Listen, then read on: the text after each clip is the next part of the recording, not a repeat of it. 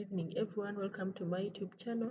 This is Natif Sarah and today I'm going to talk about data exploration. What do I mean by data exploration? Data exploration is mainly the second stage in machine learning. I mean in data preparation of machine learning. It mainly deals with understanding your data set, visualizing the data, and mainly deals with preparing the data, understanding the data. We have the heat map. Heat map is mainly the presentation in values, like graphical presentation of your data set mainly in values, and it mainly deals with colors. A heat map should be in an appealing way that at first sight, once you look at it, you're able to recognize the details, all the details in your data set.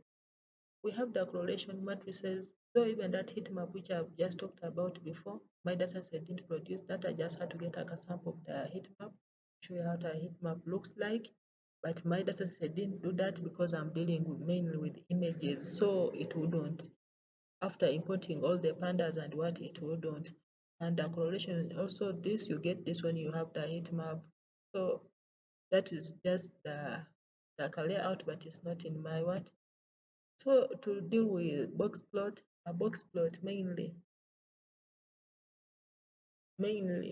compares the distribution of data across the data set.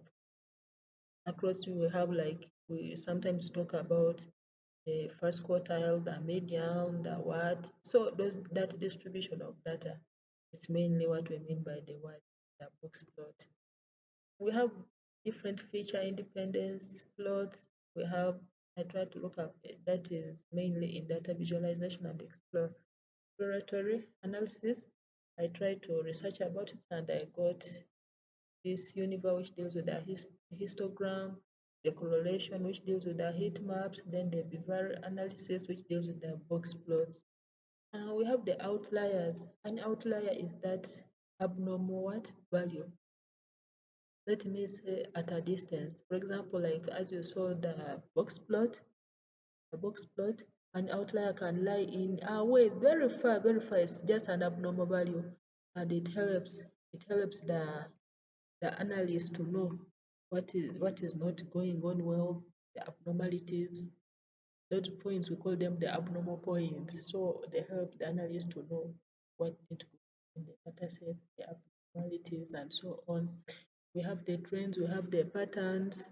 Uh, the patterns, sometimes mainly when we talk about this, is what terms are mainly used by business people, but also AI is business. So the patterns, we have the bottom and the topping. They do what? They help us to do what? To recognize data in a repeatable way. Then the trends help us to establish the falls, the ups. Like, for example, you can have a fall in something, the rise in something. That's mainly what we do the word trend. Then the explore and cleaning the data, you have to go to the cargo, you download your notebook, your data set that you're going to use. After that, you open using the Jupyter file. After opening use the Jupyter file, you try to train or to run the whole data. If there are errors, fix the errors. Then after that, you filter the unwanted, you remove all the missing information until what is not there, you look for the code, you put. Then after that, you validate the accuracy. Then the whole system, you have trained the whole system and it will run after editing and doing some Pythoning.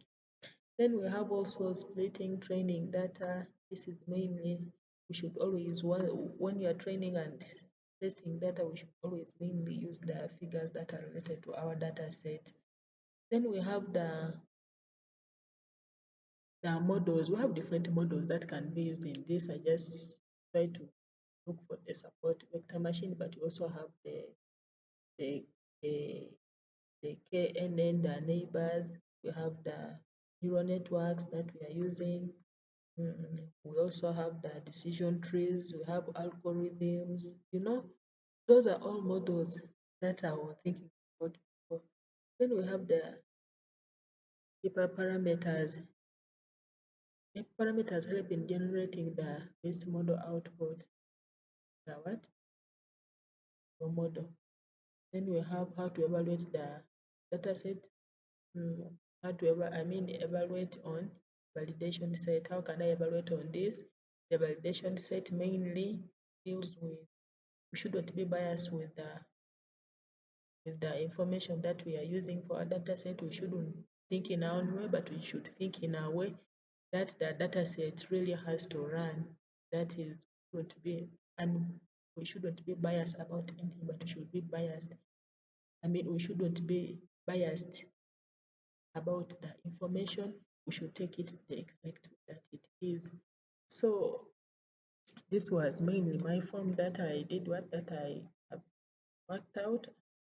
Details I a different, made the 110-degree recognition wouldn't give me the heat map as I've wanted, because I'm mainly dealing with images.